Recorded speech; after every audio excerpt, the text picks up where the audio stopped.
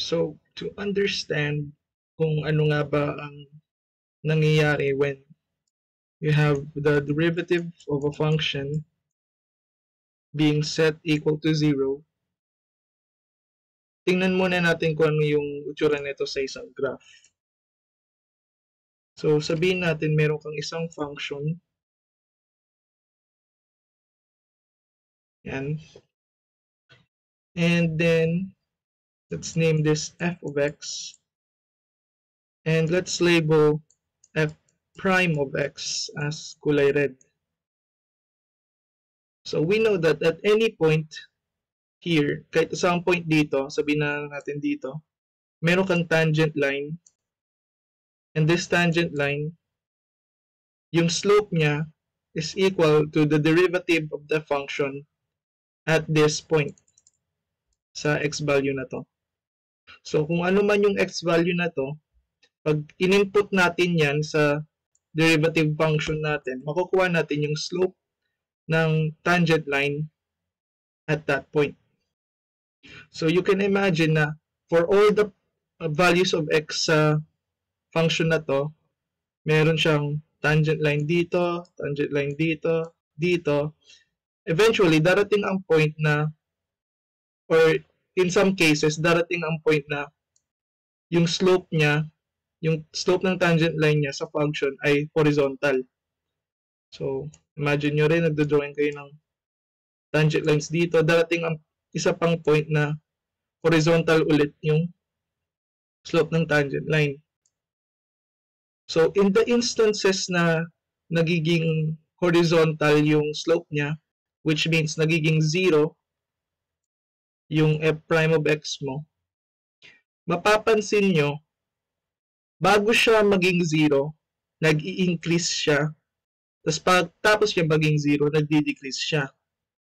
Pwede rin naman na bago siya maging 0, bago siya maging flat, nagdi-decrease siya. Tapos, pagtapos siya maging 0, nag-i-increase siya. So, meron kang increase, tapos decrease, o decrease, tapos increase. And so, in this situation na nag-i-increase mo na siya bago mag-decrease, we call this a local maximum. And the instance na nagdi-decrease siya, nag-0 yung slope, tapos mag-i-increase ulit, we call this a local minimum. And so, ang nangyayari kasi, if you set f prime of x equal to 0, tapos sinolve mo kung ano man yung x value na makukuha mo para dito, ang mangyayari lang ay ibibigay sa'yo yung values na nagiging 0 yung derivative. Pero it doesn't tell you about the nature of those critical points, whether they are maximum or minimum. So, dito pumapasok yung tinatawag nating second derivative test. So, ang sinasabi lang ni second derivative test is, if you know that x equals c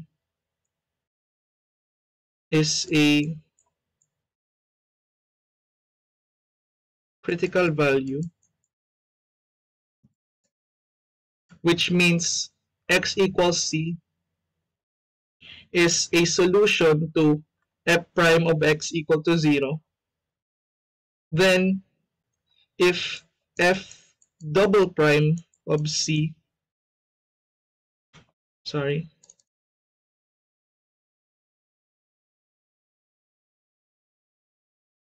if f double prime of c is negative, then yung point mo na c tapos f of c is a maximum. Meanwhile, if f double prime of c is positive, c f of z is a minimum. Ang dahilan kasi dito is f double prime of c is the rate of change of your slope. So kung negative siya, it means yung slope mo mas nagiging negative. So punta natin yung alam nating maximum, tapos tingnan mo yung slope mo. From mataas, mas nagiging flat siya to the point na naging patutok pababa na siya. So at this instant, nagiging negative yung second derivative mo kasi bumababa ng bumababa yung slope. Meanwhile, if your second derivative is positive, it means that pataas ng pataas yung slope mo. And it means na pag nakuha mo to, minimum yung critical point mo. So punta natin yung minimum point dito. So mula bumababa ng bumababa. So ito yun, bumababa siya dito, biglang nag-change siya. Ngayon, from negative, mas nagiging positive yung slope. So, tumututok pababa, tapos nag-transition siya to the point na tumututok siya pataas. So, we say that this point here, this second derivative at this point is positive, sorry. So, the slope here is 0, second derivative is negative, so this is a maximum. Dito naman, your slope is 0, but the second derivative is positive, so we say it's a minimum. So with that in mind, lipat lang natin. Let's try to solve a optimization problem. So a farmer has 400 yards of fencing and wishes to fence 4 sides of a rectangular field. Find the dimensions of the rectangular field of largest area that can be fenced. So, ilatag muna natin yung magiging itsura ng diagram natin. So, meron kang fence na 400 yards. Ngayon, ang gusto mo sa fence na to is i-distribute mo siya in a way so that makakabuo ka ng field. So, let's say yung length nito is L and width niya is W.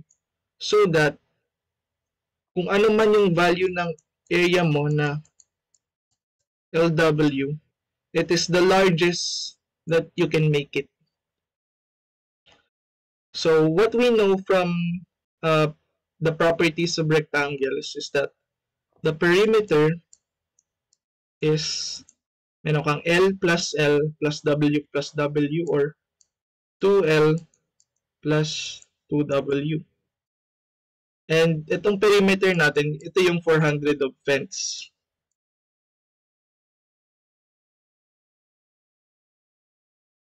Okay, so ang gusto naman natin mangyari is meron na tayong perimeter at meron tayong variables. Yung pinapahanap natin ay si area.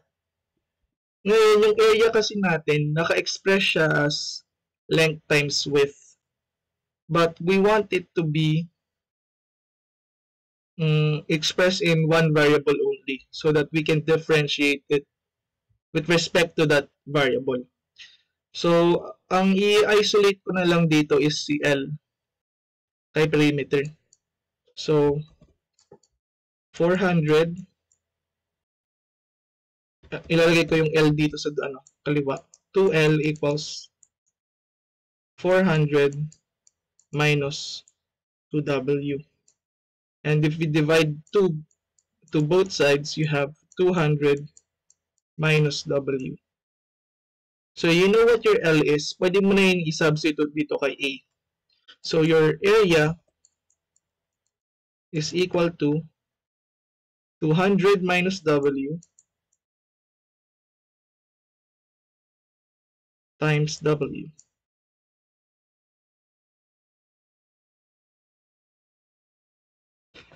Okay, so as you can see, yung area na natin expressed in one variable. So we say that area is actually area is a function that is dependent on the variable w.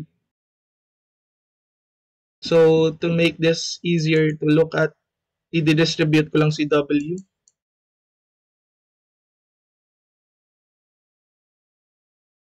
So kung ano man yung graph netong w na to, meron tong minimum or maximum point. So what this means is that makakuha tayo ng isang w from here such that the area would be the largest. So dahil nga quadratic to, yan, kasi negative yung leading coefficient mo, expect mo na magiging patutok pababa yan. So kung ano man tong maximum point na to, meron yung coordinate na w at saka aw. Which means, merong nag-i-exist na w so that the area is at its maximum. And to find that, we can use the derivative. So, a prime of w equals derivative of 200w is 200 minus, ibaba mo yung exponent, tapos i-minus 1 mo, magiging 1 na lang. And so, what we have to do next is we have to set this derivative equal to 0.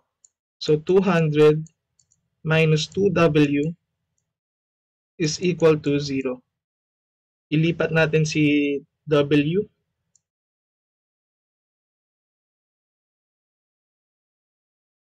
Which means w is equal to 100 yards.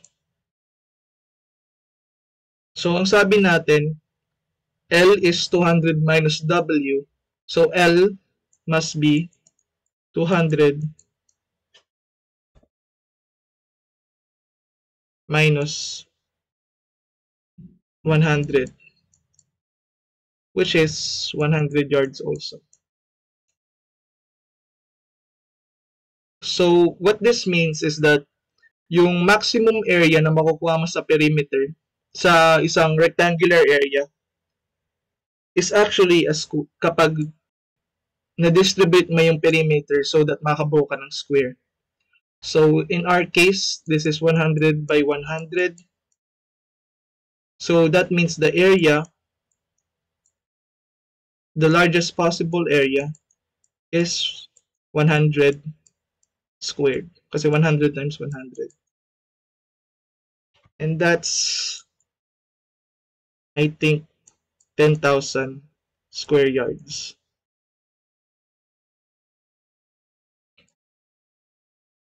And so, the largest area that can be obtained is 10,000 square yards, which magagaling from rectangular field of dimensions 100 yards by 100 yards.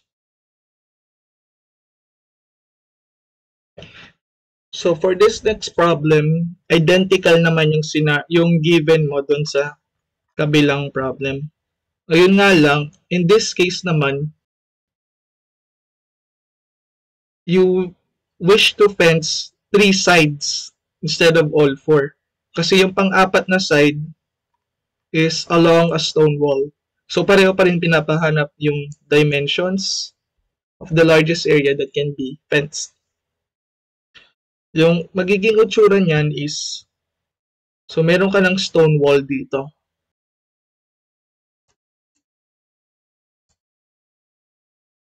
Tapos, gusto mo ma-fence itong tatlong to.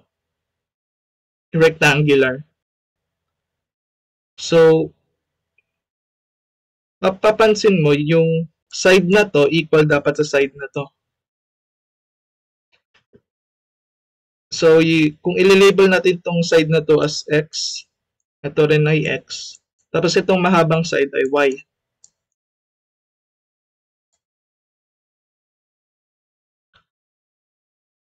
Since you have 400 yards of fence,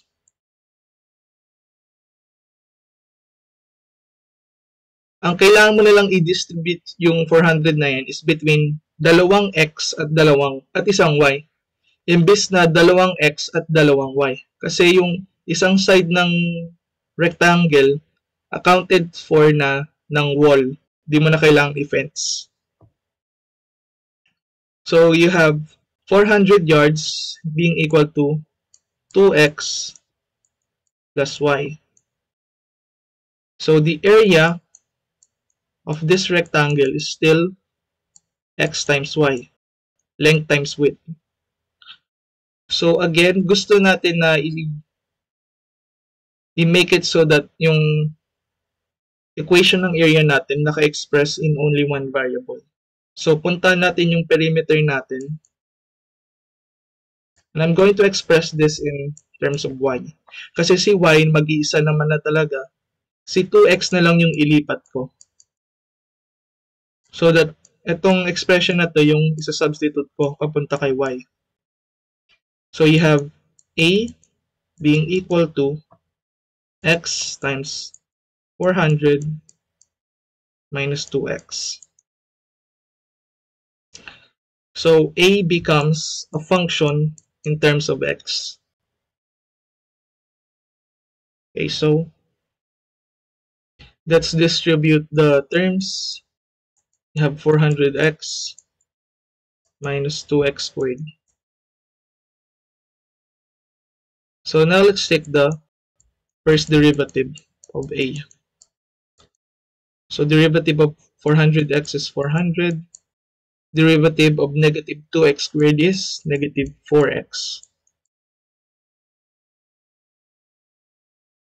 So we set this equal to 0. So 400 minus 4x has to be 0 so that we can obtain a critical value. And obvious naman na sa pagkakatingin that x has to be 100 yards. So if your x is 100 yards, 400 equals 2x plus y. So 400 equals 2x. So 2 times x plus y. So ilipat natin to, makukuha mo is y is 200 yards. And these are the dimensions that you would need to maximize the area of this rectangle. So, to verify lang, 100 plus 100 plus 200, 400 yards. So, kung ano man nga ba yung area nito, yung maximum area is 200 times 100 or 20,000 square yards. So, for this next problem, a metal box without a top is to be constructed from a square sheet of metal that is 20 centimeters on a side by cutting square corners of the same size from the corners of the sheet and then folding up the sides. Find the dimensions of the box with the largest volume that can be constructed in this manner. So, unang-una is meron tayong metal box na walang takip. And para makuha mo tong box na to, kumuha ka ng isang square sheet of metal. So, meron kang square na bakal. So, sinasabi nito that kada side nito is 20 cm.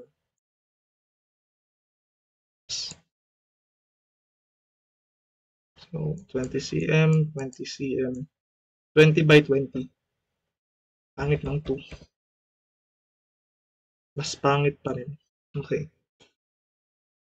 So, para gawin nila yung metal box, ang ginawa nila is nag-cut sila ng square pieces sa 4 na corners.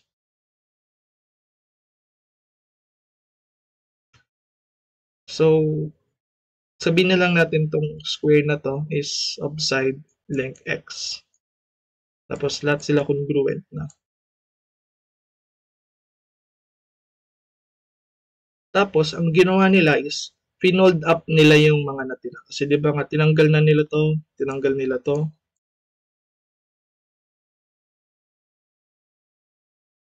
So, ang ginawa nila is, tinupi nila to. So that, itong square na tong nasa gitna is yung parang base. Tapos, itong mga natitirang apat na flaps, finold up.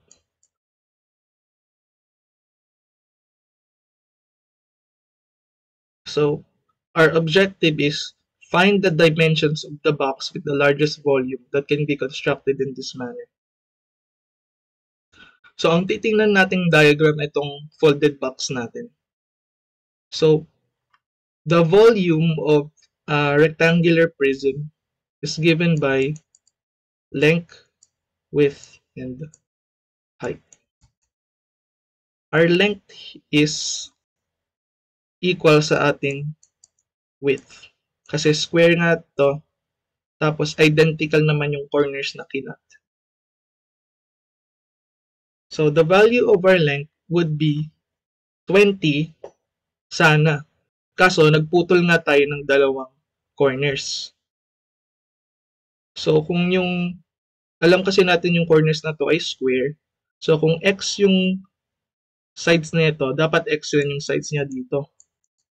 Likewise, sa kabila. So, yung 20, binawasan mo ng x dito at ng x dito. So, yung length mo in total is 20 minus 2x. And ganun rin dito. The width is 20 minus 2x. Now, for the height,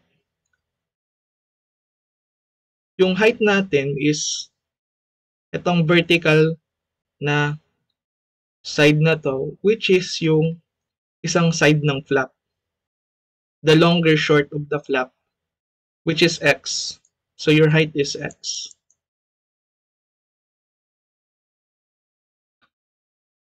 So with this given, makabuo ka na ng isang equation for your volume, a function, in terms of one variable x. So v of x equals, ilalagay ko muna yung height na x times 20 minus 2x times 20 minus 2x again. So, isa-square ko na lang yan. So, let's try to expand this a bit. So, v of x is x times 20 squared minus 2x times 20. So, 40x times 2 ulit, 80x plus 4x squared. Now, let's distribute the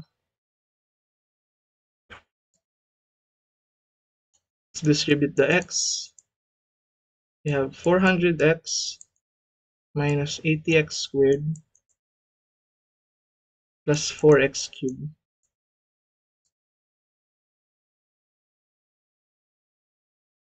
So, kopyahin ko lang to.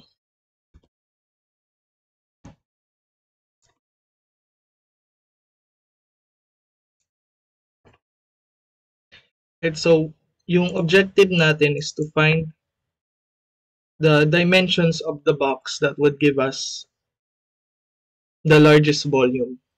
So we have to find the first derivative of the volume. So 400 minus 160 x plus 12x squared. And then we have to set b prime of x equal to 0 so that makakasolve tayo ng x values that would give us critical values. So all terms are divisible by 4. So we have 100 minus 168 divided by 4.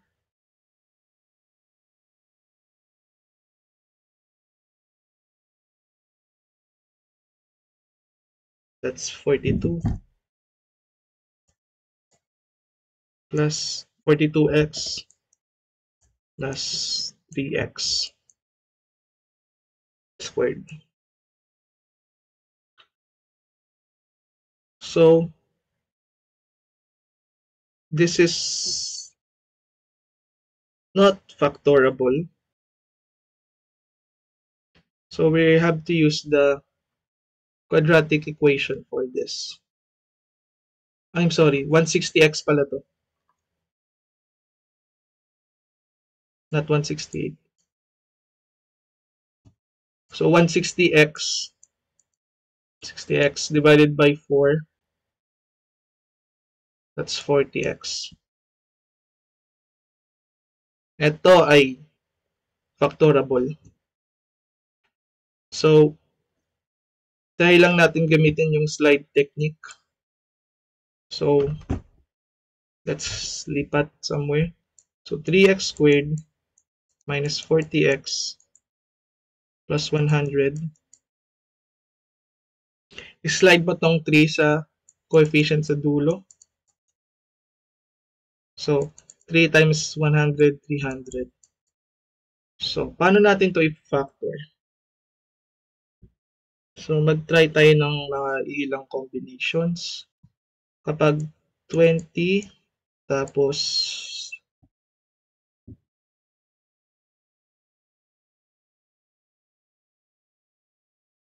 15, pag in-add natin 45, so hindi yan equal kay negative 40. Kailan meron tayong dalawang negative numbers.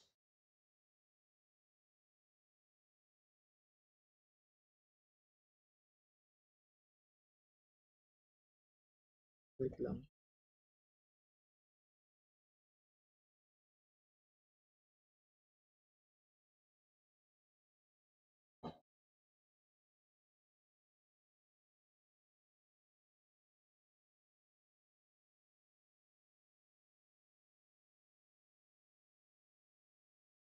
Okay. We have x minus 10 and x minus 30. But since ini-slide nga natin si 3, si 3 yung ginamit natin pang multiply, i-divide natin lahat by 3. Etong side na to divisible. Pero yung side na hindi divisible, ilagay mo yung 3 sa harap ng x. So this is the factorization of this quadratic. So with that in mind, you have, so pinactorize na natin to, 3x minus 10 times x minus 10 equal to 0. Let me just erase this.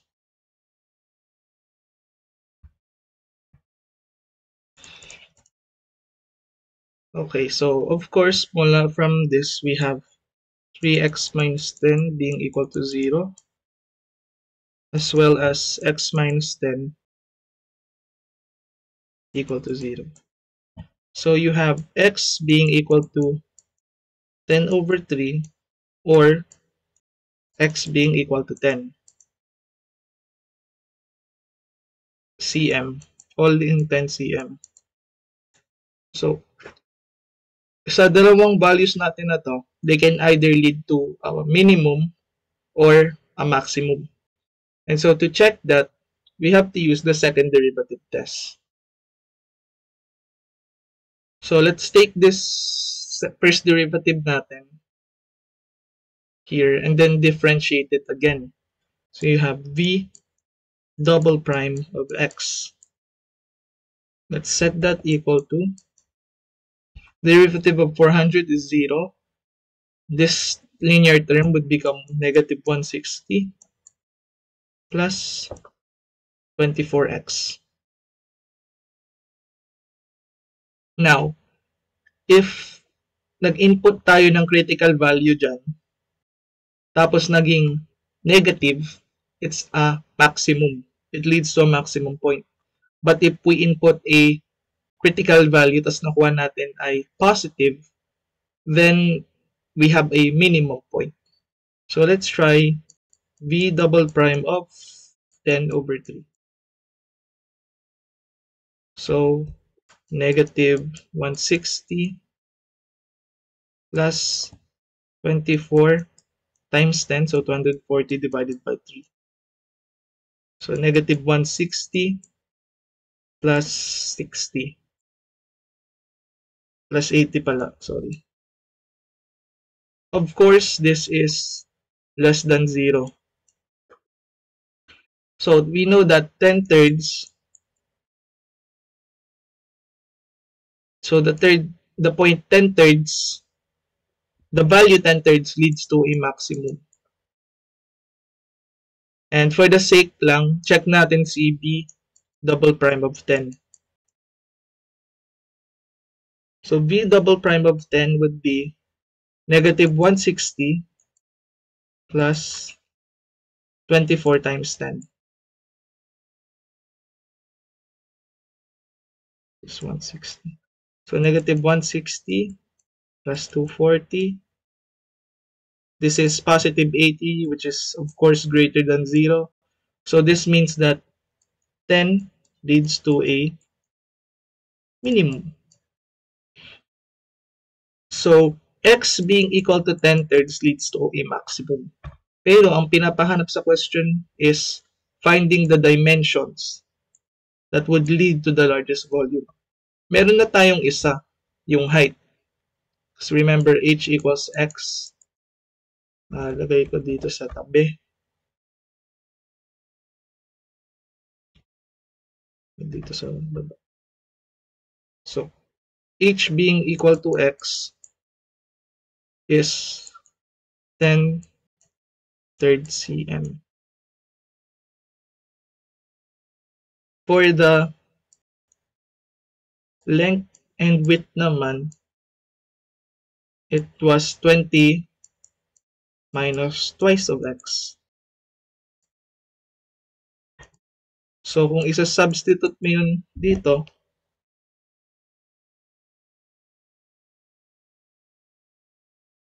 you have 40 over 3 for both of them. And so these are the dimensions that you would need to form the largest possible volume. So kung ano man yung volume natin na yon, it's 10 thirds times 40 thirds times 40 thirds again, which is 16,000 over 9 cubic cm. Or mga banda, approximately 1778 cubic cm.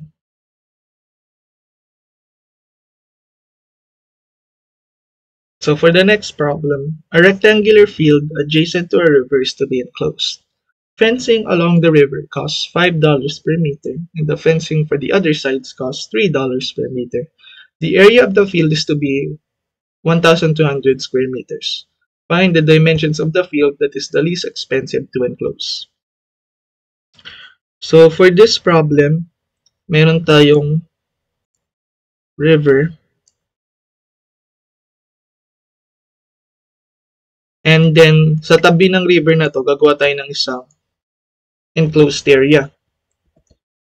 Ngayon, ang sinasabi dito, kung gagawa ka ng fence sa tabi ng ilog, magiging $5 per meter. So, this would cost $5 per meter. But, yung natitirang tatlong sides na hindi nasa tabi ng river would only cost $3 per meter. And ang pinapahanap natin is, again, dimensions of the field na least expensive to enclose. So, unang-una, ang alam natin is that the area is length times width. So, yung mahabang side na lang yung tatawagin. So, yung length times width natin na to is 1,200. Wala. Okay, so bago tayo mag-label ng L tsaka W, ilista muna natin the fact that yung isang side natin na length, okay, so ilista nga natin length tsaka W. Etong dalawang width tapos isang length, so dalawang width tapos isang length, yung cost to build that, yung total na to is $3. So kung gaano man sila kahaba in meters, i-multiply natin ng 3. Tapos, dito naman sa isang length na to, $5 is needed for every meter of length. So for every meter of length you have, you multiply that by 5 to get the total cost for building along the river. To get the total cost na hindi ka nag-build around the river, kukunin mo yung dalawang width plus L, so that's the total length, times $3. And this represents your cost function. Again, lahat sila ay naka dalawang variables.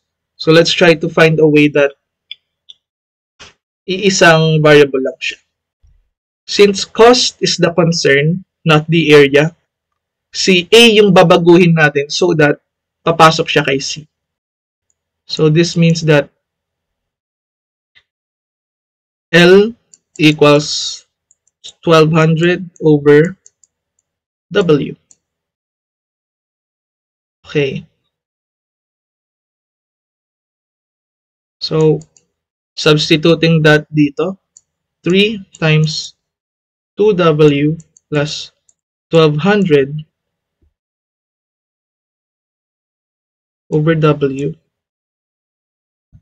plus 5 times 1,200 over W. And lahat sila ay naka-W, so your cost function becomes a function of width. So let's distribute terms. 6W plus 3,6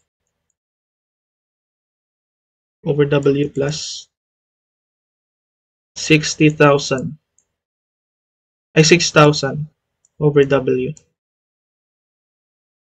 So combined like terms lang, 9,600 over W. That is your cost function. And so to get the minimum of the cost function, we have to solve for the critical values for W. So C prime W equals 6. So yung technique lang naman pagdating kay 1 over a variable raised to n, tapos kukunin mo yung derivative neto. Ang ginagawa ko lang is i-keep ko yung nasa taas, tapos bawasan ko ng isa yung, dagdagan ko ng isa yung exponent. N plus 1. Tapos gawin ko lang negative yung lahat. So you have 6 plus, i-keep ko yung nasa taas, dagdagan ko ng isa yung exponent sa baba, si W, tapos gawin ko siyang negative. Okay. So with this, gagawin natin 0 si C prime of W. So pag ginawa natin itong 0, you have 6 minus 9,6 over W squared.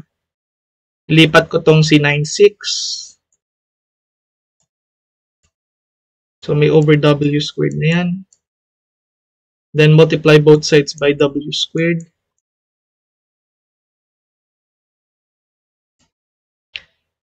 And you have W squared being equal to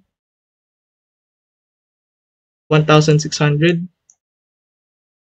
So if you take the square root of both sides, you get W being equal to plus minus 40. However, because W is width, hindi mag-make sense na meron kang negative na lapad. So this means that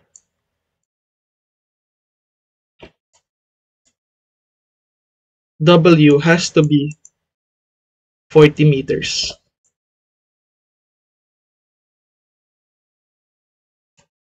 So if W is 40, i-substitute natin yung dito to get length. So L is 1,200 over 40, which is 30 meters. So the dimensions of this rectangular field, so that it has an area of 1,200 square meters, pero mami-minimize mo yung cost, is L being equal to 30 meters and the width being equal to 40 meters.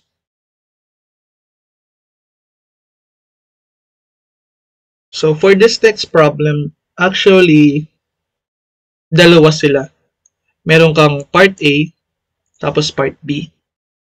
So yung situation is, meron kang 4 meter length of stiff wire being cut in 2 pieces. One piece is bent into the shape of a square, and the other piece is bent into a rectangle whose length is thrice its width. And so we let x be the length of the side of the square. So i-draw muna natin yung situation.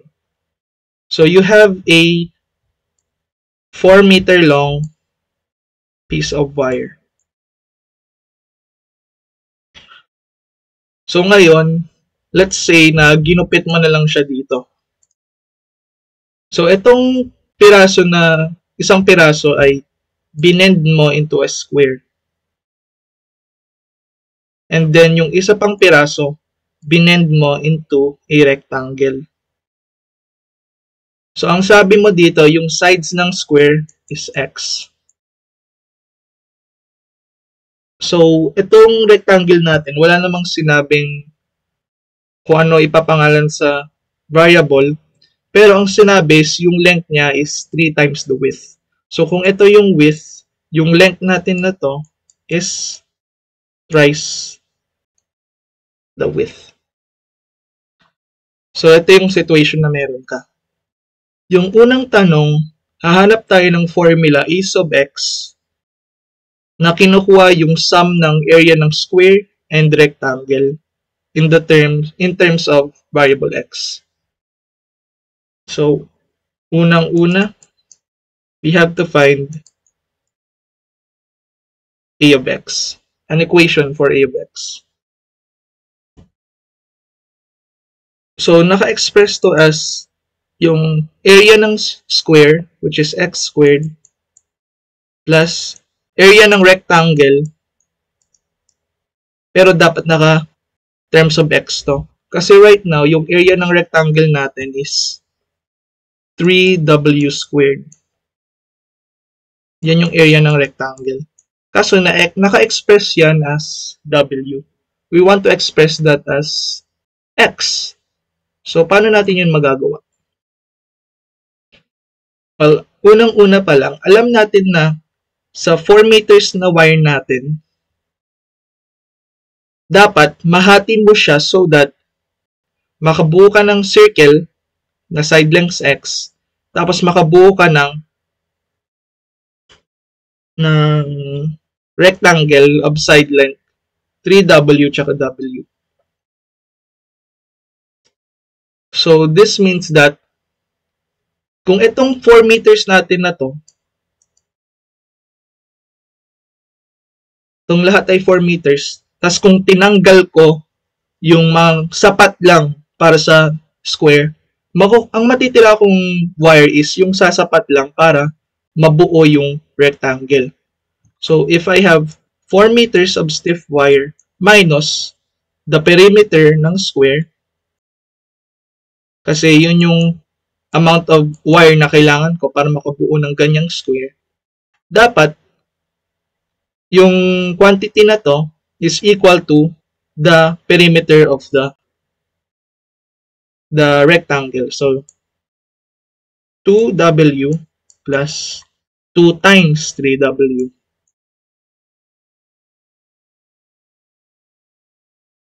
So, this is the amount of material needed to make the rectangle.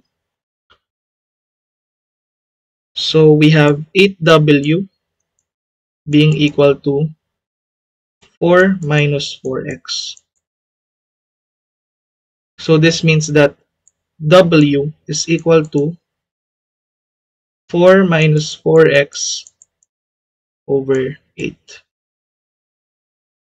So, meron kasi tayong 3W squared. So, square natin to. W squared is equal to 4 minus 4x squared. Actually, ilalabas ko tong 4. So, ilalabas ko muna yung 4 over 8 squared is 64. Tapos, sakali kong isa-square, say x minus 1. I mean, 1 minus x squared. So that maging 1 minus x squared siya over 16. And kailangan natin ay 3w squared. So, mamultiply natin ito ng 3. So, in the end, yung area ng rectangle natin in terms of x is equal to 3, 1 minus x squared over 16. So, the area in total is x squared plus yung area ng rectangle in terms of x. 3, 1 minus x squared over 16. I mean, dapat nasa labas pala yung exponent.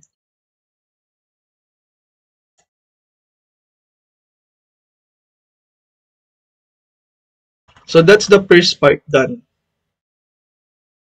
Ngayon, pinapahanap natin yung values of x so that the area is maximized, the total area is maximized, and the values of x so that the total area is minimized.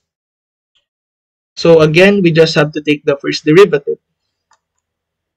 Let's do it here. Kasya naman siguro yan dito. So, you have a prime of x.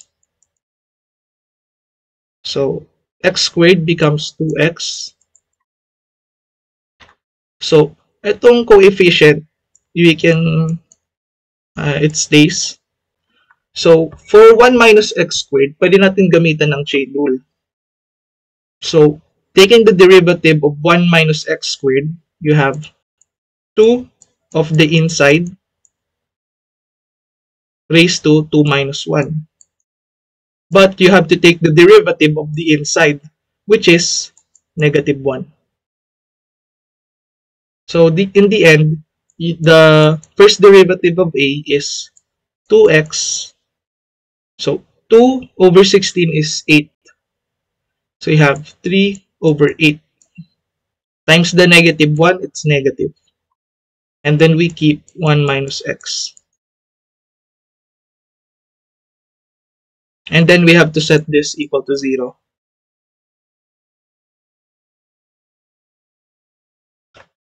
Okay.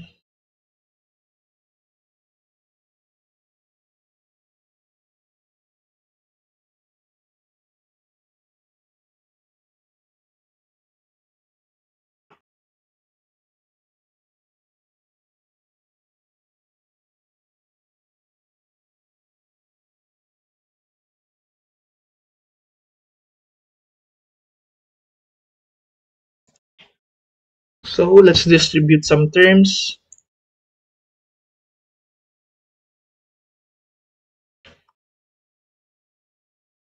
You have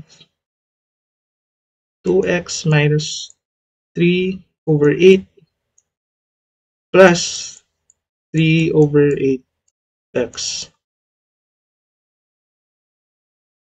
So ilipat ko si 3 over 8 to the left side, being equal to 2x plus 3 over 8.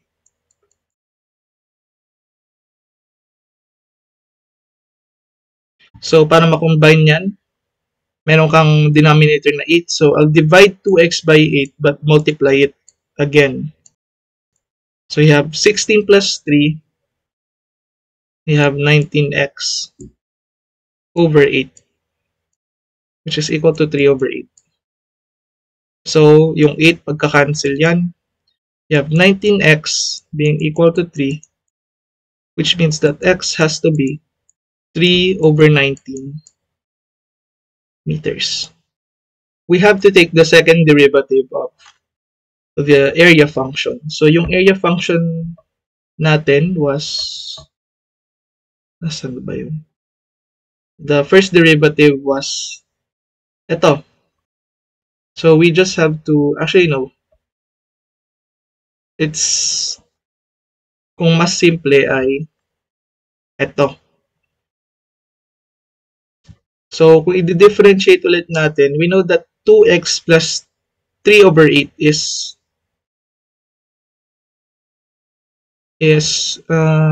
19x over 3. So you have a double prime of x equals 3 over 19 pala. Tapos meron kasi yung constant. So magiging 0 na yun. So this is obviously positive. So x equals 3 over 19 leads to a minimum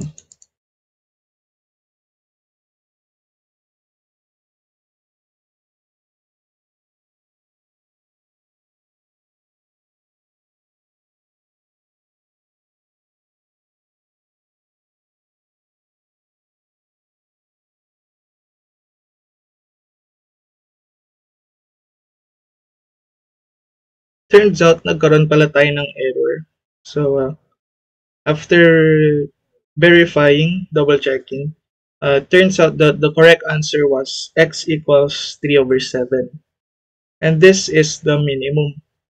And so the question is, yung nakuha lang kasi nating x value from here was that isang x value lang. So does that mean na walang maximum?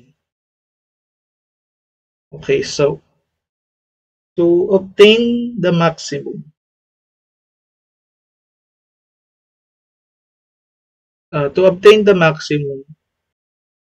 we know kasi that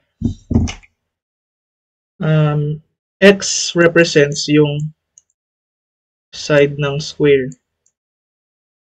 Isang side ng square. So this means that 4x has to be less than or equal to yung 4. Which means that x has to be less than or equal to 1. But greater than or equal to 0. Kasi nga, sukat yan ng side ng square. So, tingnan natin from a sub 0 hanggang a sub 1 kung meron ba dyang maximum. Palin sa dalawang yan ang maximum. Kasi we know that, nakita kasi natin na si a of x is quadratic. And nakita na natin yung minimum value niya na si 3 over 7. So, sabihin natin na ito si 1, ito si 0. So, kung ito yung minimum, it means that kung papunta siya kay 1 o kung papunta siya kay 0, dapat mayroong isang lugar dito na for sure tayo alam natin na yung magma-maximize o magmi-minimize. or magma-maximize siya dito or magma-maximize siya dito. So, i-check natin yun by substituting a sub 0 or a sub 1. So, kung 0 yung sinubstitute mo, you will get 3 over 4. And kung a sub 1 yung tinignan mo, you will get 1. So, 1 is obviously the biggest here. So, the maximum occurs at x equals 1.